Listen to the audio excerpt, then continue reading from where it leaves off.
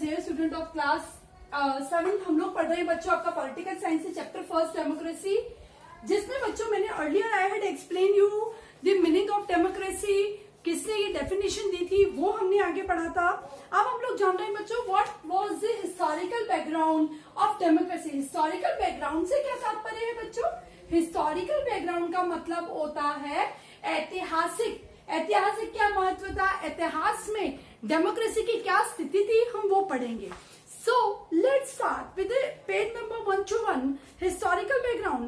Republics of ancient India were the sources of one of the earliest example of democracy in civilization. यदि मानवीय संस्कृति की हम लोग बात करें तो भारत के कुछ स्टेट्स, भारत के कुछ अर्लीस्ट जो राज्य जो थे वो बच्चों डेमोक्रेसी के एग्जाम्पल देखने को मिलते हैं। भारत जो संस्कृति थी, जो मानव सभ्यताएं जो थी, उसमें कहीं ना कहीं भारत में लोकतंत्र के एग्जाम्पल्स हमें देखने को मिलते हैं। These republics were set up sometimes before the 6th century BC, prior to the birth of Gautam Buddha. यदि इन स्टेट्स की बात करें, इन राज्यों की बात करें तो ये कब एस्टैब्लिश हुए थे बच्चों? ये एस्टैब्लिश हुए थे 6th सेंचुरी में, यानी 6ठी सदी में, बिफोर क्राइस्ट। बीसी का मतलब होता है बच्चों बिफोर क्राइस्ट, यानी जो ईसा मसीह जो थे या जीसस क्राइस्ट जो थे उनके जन्म से पहले की ये बात है।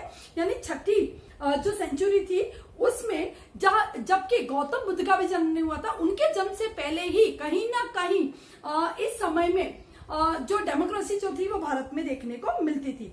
These republics were termed as mahajanapadas and among these states Vaishali, now Bihar India, was the world's first republic. यदि हम लोग बात करें कि विश्व के सबसे पहले रिपब्लिक स्टेट की बात करें तो वो बच्चों भारत में था, जिस जगह का नाम था वैशाली, जिस राज्य का नाम था वैशाली, जो अभी एट प्रेजेंट बिहार जो हम लोग कहते हैं उस क्षेत्र में वो मौजूद था। The democratic gana sangha and the panchayat systems were used in some of these republics. और वहां के जो गणतांत्रिक जो स्टेट्स थे उनमें किन किन सिस्टम का इस्तेमाल होता था बच्चों? उन स्टेट्स में, उन राज्यों में उनको संचालन करने के लिए, उनको चलाने के लिए बच्चों एक सिस्टम था जिसमें गणा संघ एंड पंचायत सिस्टम, इस सिस्टम का, इस व्यवस्था का इस्तेमाल होता था बच्चों। कि जैसे अभी हम लोग यदि आज की स्थिति में इन चीजों को समझने की कोशिश करें तो जैसे सबसे बड़ा यूनिट होता है कंट्री के बाद स्टेट होता है, स्टेट के बाद सिटीज होते हैं, स्टेट के बाद बच्चों डिस्ट्रिक्ट यानी जिले जो होते हैं वो होते हैं, उसके बाद शहर आ जाते हैं बच्चों, शहर के बाद नगर पालिका वाला जो सिस्टम आता है वो आता है, उसके बाद बच्चों गांव आते हैं, गांव में पंचायत मौजूद है। इसी तरीके से उस समय के जो डेमोक्रेटिक स्टेट से, जो मैं वैशाली की आपसे बात कर रही हूँ, वहां पे गणा संघ और पंचायत सिस्टम मौजूद था।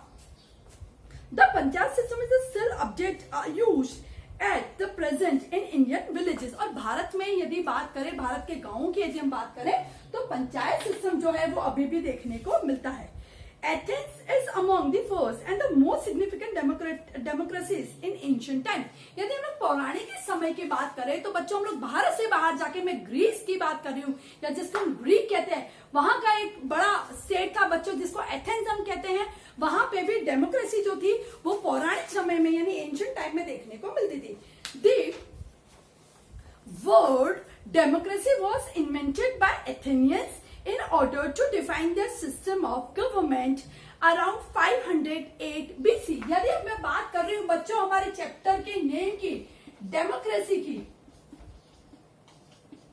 ठीक है, इस शब्द की यदि बात करें हम लोग तो डेमोक्रेसी शब्द का जो यूज था सबसे पहले एथेनियंस, यानी एथेंस में रहने वाले लोगों को एथेनियंस कहा गया, जैसे इंडिया में रहने वाले लोगों को इंडियंस कहा जाता है। तो Athenians people had used the word democracy to describe their system of government. उन्होंने अपना जो संचालन का जो सिस्टम था, जो उनके देश को चलाने का जो सिस्टम था, उस सिस्टम को डिफाइन करने के लिए they use the word term democracy. उन्होंने इसका इस्तेमाल किया अराउंड 508 BC। कब इस्तेमाल किया बच्चों इन्होंने? 508 BC यानी बिफोर क्राइस्ट, ठीक है, तब उन्होंने इस शब्द का इस्तेमाल किया।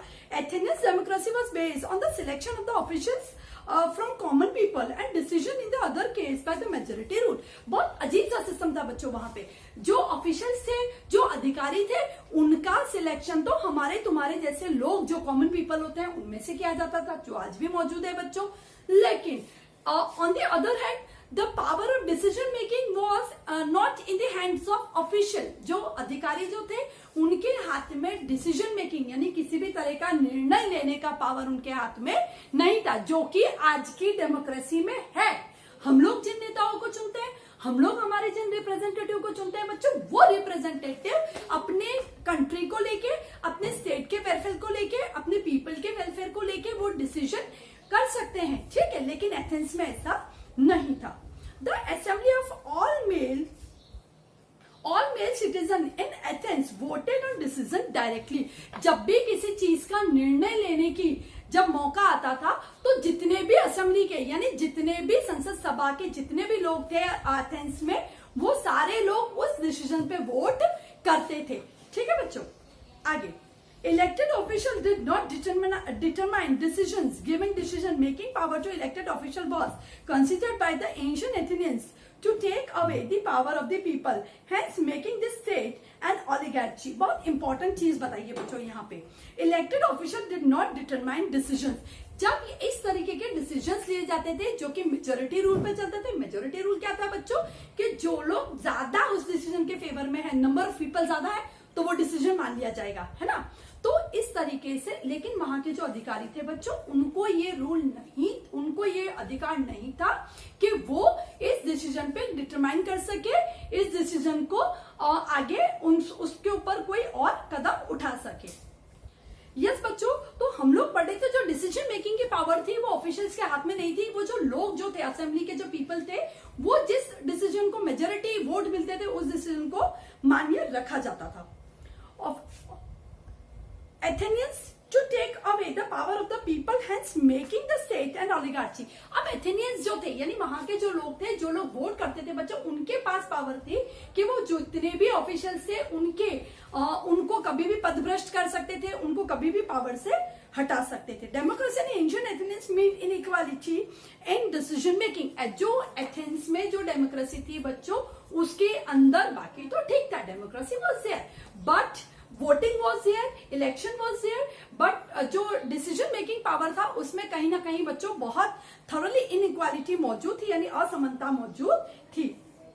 And decision making and gave away responsibility for the decision making to the elected person to discharge their duty. उनको अपनी जो ड्यूटी थी, अपनी जिम्मेदारी थी, उसको वहन करने का उनको मौका नहीं मिलता था बच्चों। जब भी किसी चीज का निर्णय लेने का मामला आता था तो असेंबली के जितने भी लोग थे बच्चों, मेजोरिटी जो लोग थे वो वोट करते थे, वो उस डिसीजन को अप्रूव करते थे और वो डिसीजन मान्य हो जाता था। और इसी तरीके से कहीं ना कहीं एथेंस में बच्चों डिसीजन मेकिंग में इनइक्वालिटी देखने को मिलती।